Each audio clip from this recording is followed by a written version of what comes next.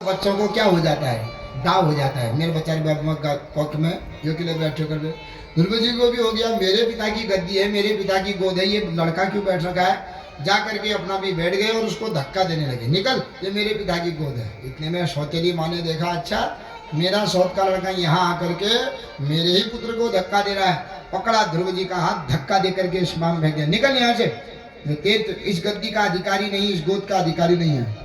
ध्रुव जी रोते रोते पूछने लगे, माँ ये मेरे ही पिता तो हैं, और पिता की गोद का अधिकारी कौन होता है? पुत्र होता है। पिता की जो भी जमीन जायदाद है, जिस सब चीज का अधिकारी कौन होता है? पुत्र ही होता है। जो तुम मुझे क्यों भगा रही हो?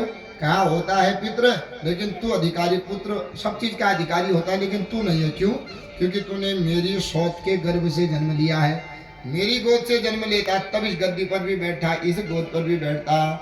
तो ध्रुव जी को इतना बढ़िया लगा, थोड़ी देर गद्दी पर बैठ करके, गद्दी पर बैठ के निकल आई निवेश बने, है कि नहीं है। तो ध्रुव जी को भी लगा इतनी बढ़िया गद्दी पर बैठना मैं चाहता हूँ।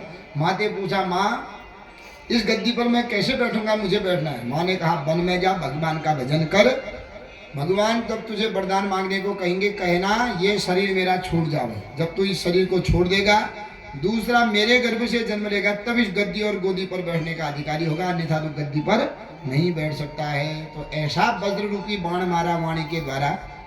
ध्रुव जी के मन में लग गई, रोते रोते घर गए और खूब अपनी माँ के सामने जोर जोर से रोने लगे। तो माँ ने पूछा, बेटा किसने मारा? रो रहे हैं, बोल ही नहीं रहे। माँ ने पूरे कपड़े खोल दिए, शरीर पर आखिर लगी कहाँ है घाव, ये तो इतना हल्ला कर रहा है, पूरे शरीर पर कोई घाव नहीं। 2 थप्पड़ माँ ने भी मार दिए, चिल्ला रहा है दुनिया भर का, किसने मारा तुझे, हल्ला क्यों कर रहा है? तो ध्रुव जी रोते रोते माँ से कहने लगे, मातु सपत्न्या सदुरक्त विद्धा स्वसंरुषा दंड यतो हताहि हित्वामि संतम पितरम सन्नवाच जगाम मातु प्ररुदन सकासम। हे मैया, मातु सपत्न्या, मुझे आपकी सपत्नी ने मारा है। सपत्नी माने होता है सौत। समानम पतिर यस्याः सा सपत्नी, जिसका एक ही जैसा पति हो उनको सपत्नी कहा जाता है। तो आपकी सौत ने मुझे मारा है। तो झूठ क्यों बोल रहा है? कहाँ मारा है? तेरे शरीर में तो घाव नहीं है, और तू छोटे मारने में इतना रो रहा है। तू राजकुमार है, ठाकुर है, ठाकुर अगर छोटे में ही रोएगा, ठाकुर तो बाहुबली होता है, बड़े बड़े राजा बनेगा कल के दिन। बाणों की वेदना, धनुष की वेदना कैसे झेलेगा? छोटे में रो रहा है। तो कहा, माँ बड़े बड़े बाणों से भी वो मारती में नहीं रोता, क्योंकि क्षत्रिय बालक हूँ और क्षत्रियों को सहन करने की शक्ति होती है। तो किससे मारा?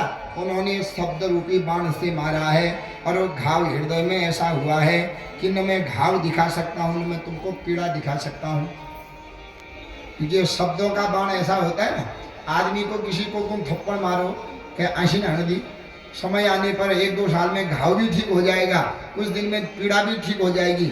लेकिन वाणी के द्वारा जो घाव लगता है, प्राण रहने तक न वह घाव ठीक होता है और न वह पीड़ा दूर होती है। मरने तक होता है कि नहीं? किसी ने अगर अपशब्द कह दिया, मरने तक वह हृदय में चोट लगी रहती है। इसलिए कहते हैं, शब्दों का क्या जाता है जिनके हाथ न पाऊं।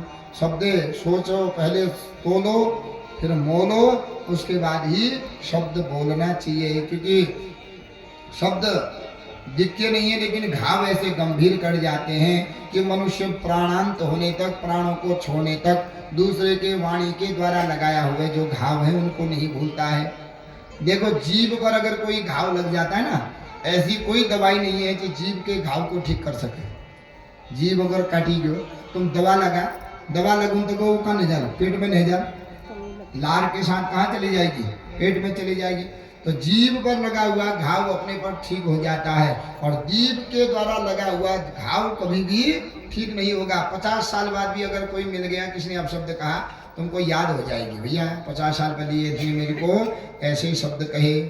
इसलिए माँ, उन्होंने वाणी रूपी शब्द से मुझे मारा है। तो क्या कहा? बताया, ऐसा कहा, ऐसा कहा, ऐसा कहा। मैया ने सोचा ये छोटा बच्चा है, और बच्चों के मन में ही अगर राग द्वेष उत्पन्न हो जाता है तो बड़ा होकर के वह फूट जाता है। इसलिए कभी भी बच्चों के मन में राग द्वेष नहीं डालना चाहिए। छोटे बच्चों के मन में कुन है, उन्हें मन की निष्कर